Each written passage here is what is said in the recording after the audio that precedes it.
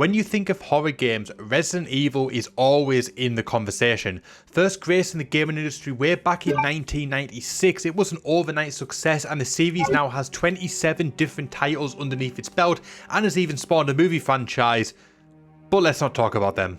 While we all know Resident Evil for its tank controls and fixed camera angles along with its stars, no pun intended, such as Chris Redfield and Jill Valentine, it wasn't always designed to be the game and series that we know today. Hey, how's it going, ladies and gentlemen of the internet? My name is Doodles. If you go and enjoy this video today, be sure to give it a big thumbs up. Also subscribe with those notifications on, and without any further ado, here are 10 things you probably didn't know about Resident Evil.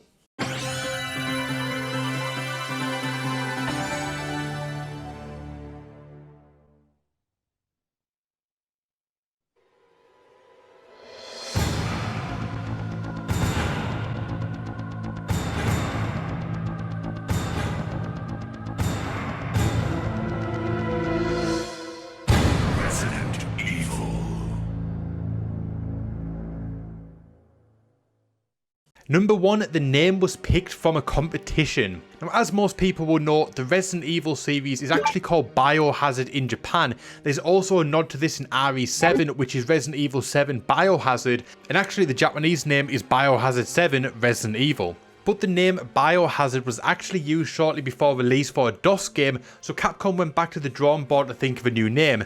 They held a company-wide competition to create a new name, and Resident Evil won. Now, Chris Kramer, the Senior Director of Communications and Community at Capcom, said, "I voted against the name. I thought it was super cheesy. I can't remember what I felt was a better alternative. Probably something stupid about zombies. But the rest of the marketing crew loved it and were ultimately able to convince Capcom Japan and Mikami that the name fit." And with that, the Resident Evil series was born and has become one of the biggest gaming franchises of all time. Now, number 2, it was actually meant to be a first-person game. Now, while the series eventually did go first person with Resident Evil 7, as well as some of the spin-off games such as Survivor and the Chronicle games, the series has always been known for third person, whether it's the fixed camera angles and tank control style that we got from Zero to Code Veronica, or the more up-to-date third person over the shoulder from like 4, 5 and 6. But it wasn't always designed to be that way. The game was originally intended to be a first-person game with the gun in the centre of the screen, much like Doom. Now, there isn't actually much information or footage about this original concept apart from a couple of screenshots that I'll put up on screen, so I'm guessing that this design choice was actually scrapped pretty early on, but I think we can agree that moving to a third person was definitely the right choice. Now, coming in at number 3, there was a Game Boy Color port planned. Now, back in the late 90s, after the huge success of the original titles, a Game Boy Color port was planned, because why not? Pretty much every successful game ended up with a Game Boy port at some point. Apparently, the game actually got to 90% completion before being cancelled. Now, it's pretty unknown why the game was cancelled, because to tell you the truth, it's actually a pretty good port considering what platform it's on. While not perfect, it at least tried to be as accurate as possible to the original. A leaked ROM was posted online which allows you to play it using an emulator, as well as seller's sound reproduction cartridges with the game on. It's definitely worth checking out. It's actually a lot of fun to play, and it's great to see what could have been, and I'm kind of sad that we never got to play it officially. Now, at number 4, Resident Evil was originally a remake of another game. Now, the Resident Evil series had its shares of remakes, 1, 2 and 3 all being remade, but did you know that the original 1996 game was originally a remake of another game? In 1989, Capcom released the Japanese exclusive Sweet Home on the NES based on a movie of the same name. The game's premise sees 5 filmmakers explore mansion, encountering ghosts and other paranormal entities. The original plan was to remake Sweet Home, but it was likely changed due to the game being based on a movie and potentially running into licensing issues, as well as players outside of Japan not knowing what Sweet Home is. This is also likely where the mansion idea came from, as both games feature them and seemingly ghosts were swapped out for zombies. Now, did you know that multiplayer was actually planned for Resident Evil 1? The original plan for Resident Evil was to have a co-op multiplayer option, but this was scrapped due to hardware limitations. We saw the co-op feature revisited in games such as Resident Evil 5, but it is interesting to think how it could have played out in the original game. While it would have been a lot of fun playing with a partner, the game would have definitely lost the horror factor by not having you feeling so alone, but you can only imagine how fun it would have been to have Jill and Chris both running around shooting zombies, hunters and defeating the tyrant. It would have been a lot of fun as a co-op game, but like I said, the horror factor just wouldn't have been there in my opinion, so overall, I think it was a good option. Now, at number 6, there were actually other playable characters planned. Now Resident Evil centres around the main characters Chris Redfield and Jill Valentine, as well as the side characters such as Barry Burton, as well as various members of the Bravo team. But there were also plans for 2 other playable characters that were later removed. Dewey was intended to be a comic relief character and was based on Eddie Murphy, and Gelzer was a huge man with a cybernetic eye. Now looking at them, it was probably the right choice, and it actually feels weird saying that Gelzer would have taken away from the realistic aspect of the game, especially when we're talking about a game with zombies in it. And while Dewey would have probably worked in the game, looking at the 4 characters in this image, Gelzer definitely looks out of place and definitely wouldn't have fit with the aesthetics of the game. So although it is cool to see what could have been with Dewey, I do think Gelzer was definitely a right choice to remove, but yeah, I guess we'll never know.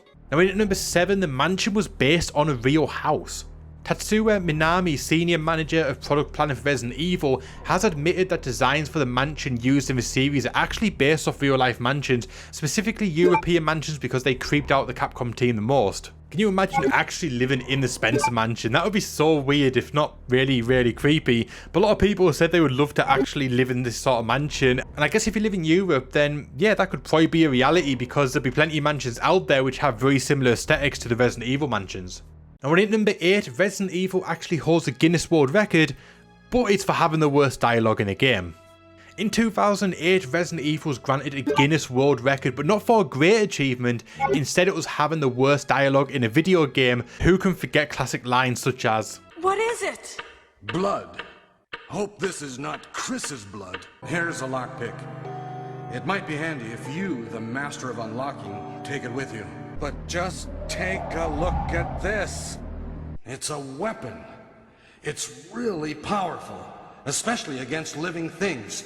That was too close.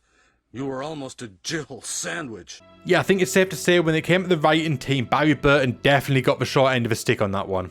Now, did you know you can actually find Zombie Wesker in the game? Now, spoiler alert, just in case you haven't played a 24-year-old game, towards the end of Resident Evil, Albert Wesker is revealed as the villain before being killed by the Tyrant. Now, once you defeat the Tyrant, if you actually go back into the power room, I think you can find Wesker actually laid on the floor dead, or seemingly dead. But did you know he can later be found as a zombie?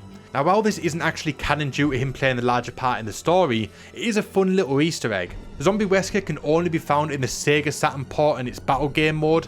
Now, it is actually really cool to see Wesker as a zombie in this. Now, whether he was actually intended to be dead at the end of this game, no one really knows whether he was always intended to come back, but it is really cool to see this Easter egg in the game. Now, most gamers, including myself, will have missed this on the original release due to the Saturn port not generally being as popular as the PlayStation version.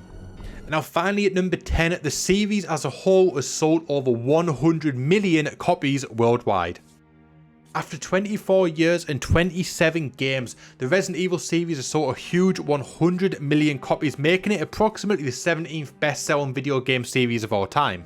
Now, although it does cause a lot of controversy, a lot of people like to hate on the game, even though I personally think it's much better than 4, the best-selling game in the series is actually Resident Evil 5, accounting for over 12 million copies. Now, here's just a little bit of a breakdown for the top 5 best-selling Resident Evil games. First up is Resident Evil 5 at 12.8 million copies, Resident Evil 6 at 10.9 million copies, Resident Evil 4 at 8.7 million copies, Resident Evil 7 at 7.5 million, and finally Resident Evil 2 Remake at 6.6 million. Now, it goes without saying that Resident Evil is a powerhouse in the gaming industry. It also spawned the billion-dollar movie franchise, which we're not going to talk about because they're absolutely dreadful. But Resident Evil will always go down in history as being one of the biggest and best gaming franchises of all time. So there we go, there is the list. Did I leave any out? Let me know in the comment section down below. And if you enjoyed this video today, want to see more stuff like this on the channel, be sure to give this video a big thumbs up. Also subscribe with those notifications on. And let me know in the comment section whether you want me to go through more games such as Resident Evil 2, 3, Code Veronica, etc, and cover awesome facts like this on those games too. But on that note, that is the end of the video. So my name is Doodles, I thank you so much for watching, and I'll see you guys next time.